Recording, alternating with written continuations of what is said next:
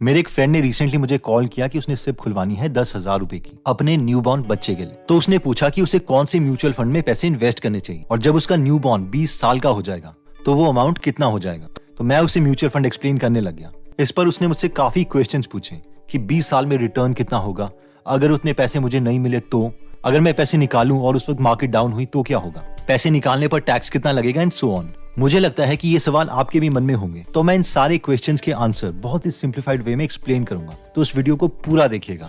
इसके बाद सिप के रिगार्डिंग आपके मन में कोई डाउट नहीं आएगा। आई नो ये वीडियो आपके लिए बहुत वैल्यूएबल रहेगी। तो इससे पहले कि मैं स्टार्ट करूं, ये मैसेज देना जरूरी है कि ये वीडियो फाइनेंशियल एडवाइस नहीं है और आपको अपने फाइनेंशियल डिसीजन खुद लेने पड़ेंगे, लेकिन ये मेरी लर्निंग्स है जो आपको कॉन्सेप्ट समझने में हेल्प करेगी। Okay, so let's start my dear brothers and sisters.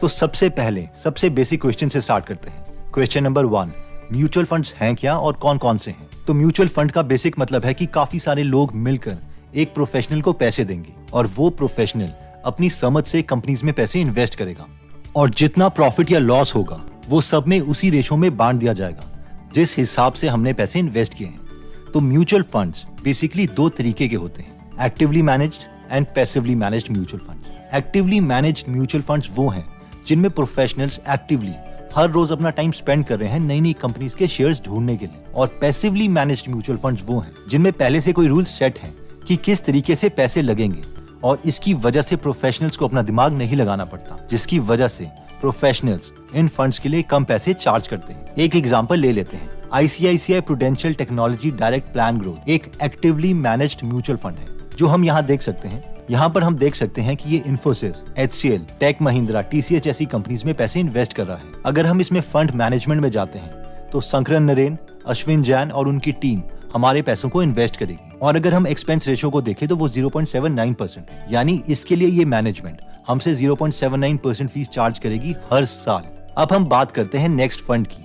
ये है SBI Nifty index fund plan direct growth, जो कि एक पैसिवली मैनेज्ड म्यूचुअल फंड है, यानी एक रूल के अकॉर्डिंग इसमें पैसे इन्वेस्ट किए जाएंगे। और इस पर्टिकुलर केस में रूल ये है कि पैसे फंड मैनेजमेंट हमेशा इंडिया की टॉप 50 कंपनीज में ही लगाएगा, उनकी मार्केट कैपिटलाइजेशन के अकॉर्डिंग। इसमें पिछले फंड के कंपैरेटिवली एक्सपेंस रेशियो कम है 0.17%, और इन फंड्स को हम इंडेक्स फंड्स कहते हैं। इसमें हम देख सकते हैं कि रवि प्रकाश शर्मा इस फंड को मैनेज कर रहे हैं। एक ही फंड मैनेजर है क्योंकि इसमें कोई ज्यादा दिमाग नहीं लगेगा। जैसे जैसे टॉप 50 कंपनीज की मार्केट कैप चेंज होती रहेगी, ये पैसे उसी के अकॉर्डिंग शिफ्ट करते रहेंगे। ओके, तो अब नेक्स्ट सवाल आता है क्वेश्चन नंबर 2 कि सिप है क्या? तो सिप का मतलब है सिस्टमैटिक इन्वेस्टमेंट प्लान, यानी एक बार हमने किसी म्यूचुअल फंड में सिप स्टार्ट कर ली तो हर महीने पैसे उस पर्टिकुलर म्यूचुअल फंड में जाते रहेंगे। हमें कोई अपना दिमाग यूज नहीं करना पड़ेगा, कोई ब्रेन साइकिल्स यूज नहीं होंगे, अपनी लाइफ हम एंजॉय कर सकते हैं। क्वेश्चन नंबर 3, कौन सा म्यूचुअल फंड बेटर है और किसमें कितने परसेंटेज रिटर्न मिलता है? ये एक डिबेटेबल क्वेश्चन है,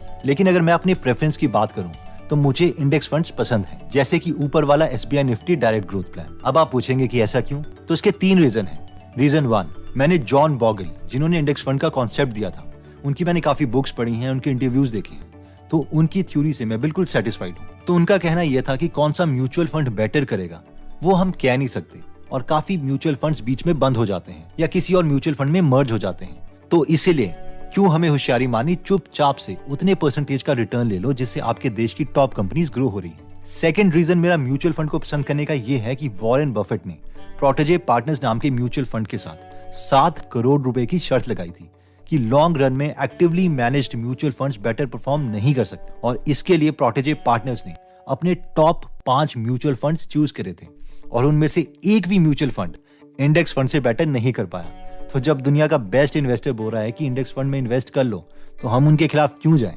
अब थर्ड रीजन मेरा निफ्टी 50 इंडेक्स फंड को पसंद करने का यह है कि वॉरेन बफेट ने 2 रूल्स दिए हैं इन्वेस्टिंग के। Rule number 1, never lose your money, और rule number 2, never forget rule number 1। तो इन शॉर्ट, वोलेटिलिटी की वजह से पैसे कम या ज्यादा तो होंगे, लेकिन परमानेंटली कभी हमारे पैसे जीरो नहीं होने चाहिए। तो ये दोनों प्रिंसिपल्स निफ्टी 50 इंडेक्स फंड में वैलिड होंगे, क्योंकि अगर हमारे देश की टॉप 50 कंपनीज ही फ्लॉप हो गई तो वैसे तो कोई और कंपनीज उन्हें रिप्लेस कर देगी, लेकिन उसका मतलब ये भी होगा कि कुछ ना कुछ बड़ा ही क्राइसिस चल रहा है, और अगर ऐसा हो रहा है तो सब कुछ बर्बाद ही हो रहा है, तो पैसे तो फिर किसी भी जगह सेफ नहीं होंगे। इसके अलावा अगर हम और इंडेक्स फंड्स के बारे में जानना चाहते हैं तो मैं आपको रेकमेंड करूंगा कि आप जॉन बॉगल की book the little book on common sense investing जरूर पढ़ें। अगर आप ये फ्री में पढ़ना या सुनना चाहते हैं तो गीगल एप्लीकेशन में ये बुक फ्री में अवेलेबल है। क्वेश्चन नंबर 4, अगर मेरे पास सिप को कंटिन्यू करने के लिए पैसे नहीं हुए तो मैं क्या करूंगा? तो जवाब ये है कि कुछ नहीं होगा। ये इन्वेस्टमेंट है, कोई बैंक की EMI नहीं कि हम पर केस कर दिया जाएगा। अब जब चाहे सिप बंद करवाओ, सिप स्टार्ट करो, 2 सिप चलाओ, 4 सिप स्टार्ट करो, या एक साथ ज्यादा पैसे इन्वेस्ट कर दो किसी एक म्यूचुअल फंड में, और जब चाहे पैसे निकाल लो। तो सिप से डरने की बिल्कुल जरूरत नहीं है। Question number 5, Nifty 50 index fund में हमें कितना रिटर्न मिलेगा? और अगर ये रिटर्न उतना नहीं आया तो पास्ट में ये देखा गया है कि ऑन एन एवरेज हमें 15% का रिटर्न मिल जाता है। लेकिन आप पूछोगे कि इसकी गारंटी क्या है? तो कोई गारंटी नहीं है। तो लॉजिक ये है कि 15% अगर नहीं, लेकिन फिर भी बैंक से ज्यादा तो हमें रिटर्न मिलना ही चाहिए, क्योंकि अगर बैंक में ज्यादा परसेंटेज रिटर्न मिल रहा होगा तो कोई भी बिजनेसमैन अपनी कंपनी क्यों चलाएगा? वो फिर बैंक में ही पैसे डाल के अपने पैसे ग्रो ना कर ले। इसलिए इंडिया की टॉप 50 कंपनीज का एवरेज रिटर्न 15% ना सही, लेकिन बैंक से तो ज्यादा ही होना चाहिए। क्वेश्चन नंबर 6, जो हर कमेंट में मुझसे पूछा जाता है कि जब मैं पैसे निकालूं और उस वक्त मार्केट डाउन हुई तो इसका जवाब यह है कि हम कुछ नहीं कर सकते, हमें वेट ही करना पड़ेगा, और हो सकता है कि अगले 5 साल तक वेट करना पड़े, क्योंकि अगर हमने डाउन मार्केट में पैसे निकाल लिए फिर तो वो पेपर लॉस रियल लॉस बन जाएगा। इसलिए सारे इन्वेस्टर्स रेकमेंड करते हैं कि वो वाला अमाउंट कभी भी इन्वेस्ट मत करो जो लॉन्ग टर्म में हमें चाहिए। इसलिए 10 साल तो मिनिमम हमारा इन्वेस्टिंग पीरियड होना ही चाहिए। क्वेश्चन नंबर 7, कौन सा प्लेटफॉर्म बेटर है पैसे इन्वेस्ट करने के लिए? और अगर ये प्लेटफॉर्म हमारे पैसे चुरा के ले गया तो इसका जवाब है कि कोई भी प्लेटफॉर्म हम यूज कर सकते हैं, बस वो सेबी से रेगुलेटेड होना चाहिए। हम चाहे तो डायरेक्ट बैंक में जाकर उन्हें बोल सकते हैं कि हमें किस म्यूचुअल फंड में इन्वेस्ट करना है। फॉर एग्जाम्पल SBI में जाकर हम बोल सकते हैं कि हमें Nifty 50 index fund direct growth plan में इन्वेस्ट करना है, और एक सिंपल फॉर्म भर के हम अपनी सिप स्टार्ट कर सकते हैं। ऑनलाइन प्लेटफॉर्म की बात करें तो मैं ग्रो यूज करता हूँ। इनका UI अच्छा है और ये म्यूचुअल फंड के लिए अभी कुछ पैसे चार्ज नहीं कर रहे। फिर भी अगर हमें डाउट है कि जिस प्लेटफॉर्म में हम म्यूचुअल फंड की सिप स्टार्ट कर रहे हैं, क्या वो पैसे उस प्लेटफॉर्म के पास ही तो नहीं रह गए, या फिर वो एक्चुअल में उन पैसों को ट्रांसफर कर रहे हैं? तो लेट्स से कि हम SBI का Nifty 50 direct growth plan grow application से स्टार्ट करवाते हैं, तो हम SBI बैंक में जाकर अपना फोलियो नंबर दिखा सकते हैं और उन्हें पूछ सकते हैं कि हमारी कौन सी सिप चल रही है और उसमें उनके पास कितने पैसे डिपॉजिट हो रहे हैं हर महीने। तो जिन्हें नहीं पता, जब हमारी सिप स्टार्ट हो जाती है तो उसके बाद हमारी ईमेल आईडी पर एक PDF मिलती है जिसमें फोलियो नंबर दिया जाता है, और ये PDF उस ऑर्गेनाइजेशन या बैंक से आती है जिसकी म्यूचुअल फंड स्कीम हमने ले रखी है। तो यही फोलियो नंबर हम बैंक में जाकर कंफर्म कर सकते हैं। क्वेश्चन नंबर 8, मैं सिप ही क्यों करूं? एक ही बार में पैसे इन्वेस्ट क्यों ना कर दूं? ओके, तो ये एक बहुत ही अच्छा क्वेश्चन है, क्योंकि मुझे बार बार कमेंट से ईमेल्स आती हैं कि मैं 1 लाख रुपए इन्वेस्ट करना चाहता हूँ, क्या मैं इन्वेस्ट कर दूं SBI निफ्टी 50 में एक साथ? तो इसके लिए हम एक एग्जांपल देखते हैं। इस चार्ट में अगर हम एक पीक देखें तो 4 जनवरी 2008 में निफ्टी की वैल्यू थी 6274.30, और एग्जैक्टली 10 साल के बाद 5 जनवरी 2018 में निफ्टी की वैल्यू थी 10558.85, यानी हर 6274 रुपए जो हमने इन्वेस्ट किए थे तो वो अप्रोक्सीमेटली 10,558 रुपए में कन्वर्ट हो चुके हैं। अब जरा देखें इसका CAGR compounded annual growth rate कितना बना। तो हम कोई भी ऑनलाइन कैलकुलेटर उठा सकते हैं इसे कैलकुलेट करने के लिए। लेट्स से हम ग्रो का ही कैलकुलेटर उठा लेते हैं और उसमें वैल्यूज डालते हैं। तो हमारी इनिशियल इन्वेस्टमेंट थी 6274 की, और फाइनली ये अमाउंट बना 10558 का, और ये सब हुआ 10 साल में, यानी ड्यूरेशन ऑफ इन्वेस्टमेंट थी 10 इयर्स। तो इसका रिजल्ट आ गया 5.34%। अब हम में से कई लोग बोलेंगे ये क्या बकवास है यार, 15% का रिटर्न तो आया ही नहीं, 5.3% बना, इससे अच्छा तो मैं बैंक में FD ही स्टार्ट कर देता। और वो ठीक भी है। इसलिए जब हम लमसम अमाउंट डालते हैं तो हमें इस बात का ध्यान रखना पड़ता है कि उस वक्त मार्केट ओवर वैल्यूड ना हो। नेक्स्ट क्वेश्चन नंबर 9, हमें कैसे पता चलेगा कि मार्केट ओवर वैल्यूड है या अंडर वैल्यूड? तो इसके लिए बहुत सारे मेथड्स हैं, जैसे कि PE ratio, dividend yield, beer ratio etcetera. इसे पीने वाली बियर मत समझना। Anyways, on a serious note, इन सब में से सबसे पावरफुल मेथड जो है वो है बफेट इंडिकेटर, और जैसे कि नाम से पता चलता है ये वॉरेन बफेट ने दिया था। तो ये इंडिकेटर कहता है कि बस मार्केट कैप और GDP का रेशो ले लो और वो देखो कितना आया। तो एक्सपर्ट्स बोलते हैं कि इंडिया के केस में अगर ये रेशो 0.5 से लेकर 0.75 तक आता है तो मार्केट अंडर वैल्यूड है, यानी हम मार्केट में लमसम पैसे इन्वेस्ट कर सकते हैं और एवरेज से ज्यादा का रिटर्न एक्सपेक्ट कर सकते हैं। अगर ये रेशो 0.75 से 0.9 के बीच में आता है तो मार्केट फेयर वैल्यूड है, यानी जितना रिटर्न होना चाहिए हमें उतना ही मिलेगा। और इस वक्त में भी हम एक साथ इन्वेस्टमेंट कर सकते हैं, लेकिन हमें रिटर्न एवरेज मिलेगा। और अगर ये रेशो 0.9 से अबव है तो इसका मतलब है रेड फ्लैग, यानी मार्केट ओवर वैल्यूड है और एक साथ पैसे इन्वेस्ट मत करो। अब देखते हैं जरा 4 जनवरी 2008 को ये बफेट इंडिकेटर क्या कह रहा था। तो ऑनलाइन मुझे ये वेबसाइट मिली gurufocus.com। यहाँ पर दोनों वैल्यूज दी गई हैं, मार्केट कैप भी और जीडीपी भी। इसमें एग्जैक्ट डेट्स तो नहीं है, लेकिन आसपास की डेट्स हैं, तो मार्केट उतनी चेंज नहीं हुई थी। तो हम 20 जनवरी 2008 में देखते हैं कि उस वक्त Indian GDP approximately 49870.90 billion rupees थी, जबकि मार्केट कैप 61906.10 बिलियन रुपीस था। तो अब अगर market cap to GDP ratio लेते हैं तो ये नंबर बनता है 61906.1 divided by 49870.90 is equal to 1.24, जो कि 0.9 से ज्यादा है। ऑब्वियसली ये ओवर वैल्यूड मार्केट थी और इस टाइम एक साथ पैसे इन्वेस्ट नहीं करने चाहिए, और यही रीजन है कि पिछले एग्जाम्पल में हमें 5.3% का रिटर्न मिला 15% के बजाय। तो अब आप में से जो लोग ये देखना चाहते हैं कि अभी मार्केट का स्टेटस क्या है, तो ये मैं वीडियो बना रहा हूँ 2 नवंबर 2011 में, और इस वक्त मार्केट कैप है 226,109 बिलियन रुपीस और जीडीपी है 190,540 बिलियन रुपीस। तो मार्केट कैप और जीडीपी का रेशियो बना 226,109 divided by 190,540 is equal to 1.18। तो मार्केट आज भी ओवर वैल्यूड है और एक साथ पैसे निफ्टी में लगाना लॉजिकल स्टेप नहीं रहेगा। और हाँ, जो हम में से सारे लोग अभी इन्वेस्ट कर रहे हैं और मार्केट क्योंकि इंक्रीज हो भी रही है, जिसकी वजह से उन्हें रिटर्न भी मिल रहा होगा, तो कुछ टाइम के बाद जरूर मार्केट की करेक्शन होगी, यानी अपनी ओरिजिनल पोजीशन में पहुंच जाएगी। तो जरा थोड़ा सोच समझ कर ही इन्वेस्ट करना। क्वेश्चन नंबर 10, तो क्या ये बेटर नहीं होगा कि हम सिप के बजाय हमेशा जब मार्केट अंडर वैल्यूड हो तभी इन्वेस्ट करें, क्योंकि ओवर वैल्यूड मार्केट के टाइम तो सिप की इंस्टॉलमेंट भी हमें नहीं देनी पड़ेगी। तो इसका आंसर है कि जब हम सिप में पैसे इन्वेस्ट करते हैं तो हम पीक में भी, यानी जब मार्केट ओवर वैल्यूड होती है तभी इन्वेस्ट कर रहे होते हैं, और बॉटम में, यानी मार्केट जब अंडर वैल्यूड होती है तभी इन्वेस्ट कर रहे होते हैं। और 10-20 साल तक जब हम सिप में इन्वेस्ट कर रहे होते हैं तो ऑन एन एवरेज एक ओवर वैल्यूड और एक अंडर वैल्यूड वाली पीक निकल गई होती है, इसलिए हमें एवरेज रिटर्न 12 से 15% तक का मिल जाता है। अब कई लोग सोचते हैं कि जब मार्केट अंडर वैल्यूड है तभी हम पैसे डालें और ओवर वैल्यूड मार्केट में निकाल के उसे एफडी में डाल दें। तो ये मेथड भी बहुत से लोग करते हैं और रिटर्न भी उन्हें अच्छा मिलता है, लेकिन इसमें हमें फिर एक्टिव रहना पड़ता है। हर रोज मार्केट चेक करनी पड़ेगी कि वो ओवर वैल्यूड है या अंडर वैल्यूड।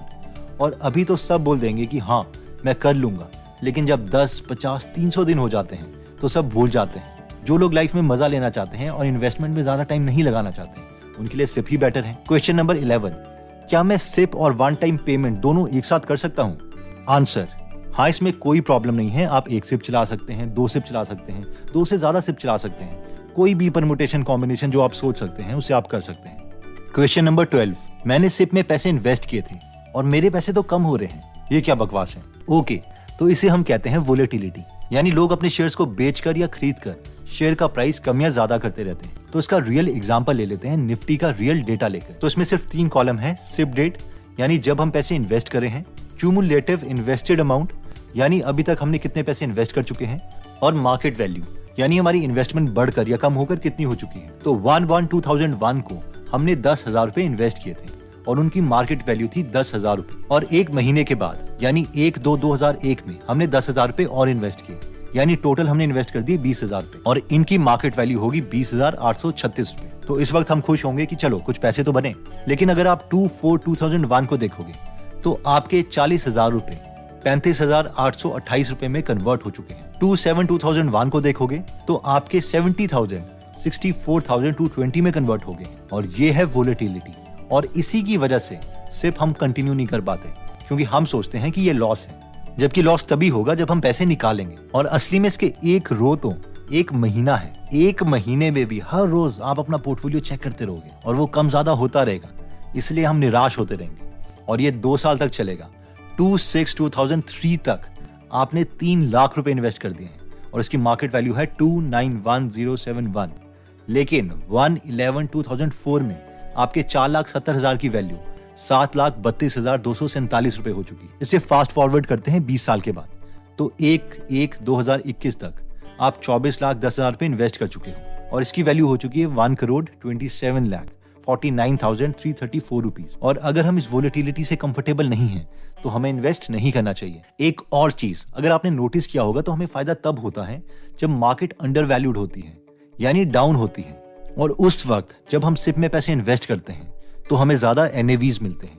तो एक चीज तो हम कर सकते हैं कि जब मार्केट डाउन है उस वक्त हम सिप तो चलने दें, लेकिन साथ में कुछ ज्यादा यूनिट्स खरीद लें निफ्टी 50 के, थोड़ी लमसम पेमेंट करके।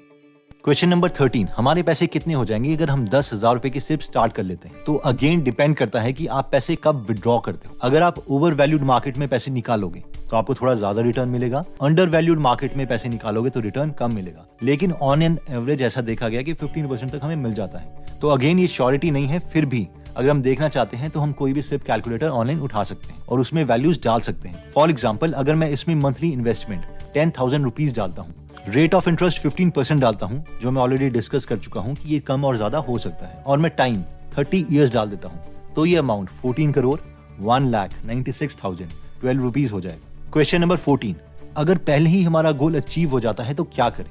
ओके, तो मान लेते हैं कि 20 साल की उम्र में आपने अपने रिटायरमेंट के लिए सेव करना स्टार्ट किया था 10,000 रुपए 30 सालों के लिए, और हमें पता था कि 15% के हिसाब से हमें 14 करोड़ रुपए के आसपास मिलने थे, और हो सकता है कि 3 साल से पहले ही मार्केट ओवर वैल्यूड हो जाए और आपके 14 करोड़ रुपए बन गए हों। तो अब सवाल आता है कि हम रुकें, पैसे और बढ़ने दें या फिर विड्रॉ कर लें?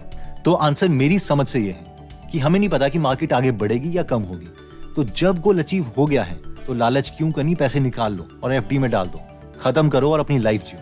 क्वेश्चन नंबर 15, पैसे निकालने पर हमें टैक्स कितना लगे? 2018 से पहले अगर कोई भी 1 साल तक अपने पैसे इक्विटी में इन्वेस्ट करता है तो उसे कोई टैक्स नहीं देना पड़ता था। लेकिन 2018 के बाद यूनियन बजट अमेंड हुआ, गवर्नमेंट को गुस्सा आ गया और इस पर भी टैक्स लगना स्टार्ट हो गया। तो अगर हम अपनी सिप बंद करवा लेते हैं 1 साल से पहले ही, पैसे निकाल लेते हैं, तो प्रॉफिट्स में हमें 15% का टैक्स देना पड़ेगा। इसके अलावा सेस और सरचार्ज तो है ही। और अगर 1 साल के बाद हम पैसे निकालते हैं तो 1 लाख से जो एक्स्ट्रा अमाउंट होगा उसमें हमें 10% का टैक्स देना पड़ेगा, एक्सक्लूडिंग सरचार्ज और सेस। तो आइए हम एक एग्जांपल ले लेते हैं। मान लीजिए आपने 2 नवंबर 2021 में सिप स्टार्ट करी थी 5,000 रुपए की, और 1 साल होने से जस्ट एक दिन पहले 31 अक्टूबर 2022 को आप सिप के सारे पैसे निकाल लेते हैं। तो सवाल ये है कि आपका कितना टैक्स होगा?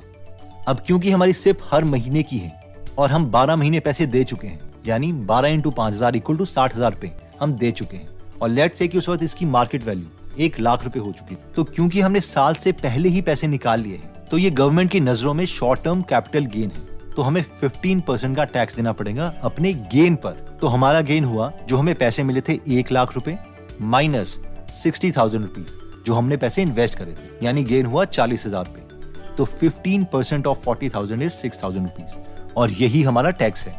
लेकिन अगर हम पैसे 31 अक्टूबर 2022 के बजाय 5 नवंबर 2022 को निकालते हैं, यानी हमने पैसे 1 साल के बाद निकाले, तो हमारा लॉन्ग टर्म कैपिटल गेन हुआ और हमें 10% टैक्स देना पड़ेगा। तो अगर अभी हमारे सिप की वैल्यू 1 लाख रुपए ही है, तो सरकार बोलती है कि 1 लाख से ऊपर जो हमारा गेन होगा उस पर हमें 10% टैक्स देना पड़ेगा। तो इस केस में तो हमारा गेन ही 40,000 रुपए है, जिसका मतलब है कि हमें 0 टैक्स देना पड़ेगा। ओके दोस्तों, इस वीडियो में आई होप मैंने काफी डाउट्स आपके क्लियर कर दिए होंगे। फिर भी अगर कुछ रह गया हो तो आप कमेंट सेक्शन में मुझसे पूछ सकते हैं, और हो सके तो मैं एक कोर्स ही बना दूंगा इन्वेस्टिंग पर, जितना थोड़ा बहुत मुझे पता है। अगर इंडेक्स फंड के बारे में आप और अच्छे तरीके से जानना चाहते हैं तो आप इंडेक्स फंड का कॉन्सेप्ट जिन्होंने दिया है उन्हीं से सीखिए। तो जॉन बॉगल की एक बहुत ही अच्छी बुक है, the little book on common sense investing. तो अगर आप चाहें तो उनकी बुक फ्री में हिंदी में पढ़ सकते हैं गीगल एप्लीकेशन पर। गीगल ऐप में इसके अलावा और भी बहुत सी नॉलेजेबल बुक्स हैं। तो अगर आप नॉलेज वाली चीजों में इंटरेस्टेड हो तो इस एप्लीकेशन का लिंक मैं डिस्क्रिप्शन और फर्स्ट कमेंट में दे दूंगा। ये एप्लीकेशन दोनों iOS और एंड्रॉइड में अवेलेबल है। दोस्तों, अगर आपको लगता है कि ये वीडियो आपके किसी फ्रेंड या फैमिली मेंबर की फाइनेंशियल नॉलेज को इंप्रूव कर सकती है या सिप के रिगार्डिंग उनके डाउट्स को क्लियर कर सकती है, तो ये वीडियो आप उनके साथ जरूर शेयर करें। एनीवेज दोस्तों, अगर आप ऐसी नॉलेजेबल वीडियोस मिस नहीं करना चाहते तो सब्सक्राइब करने के बाद बेल का बटन दबाना मत भूलिएगा। आप कमेंट करके ये भी बता सकते हैं कि आप नेक्स्ट वीडियो किस टॉपिक पर चाहते हैं। जल्द ही हम आपसे दोबारा मिलेंगे। जय हिंद।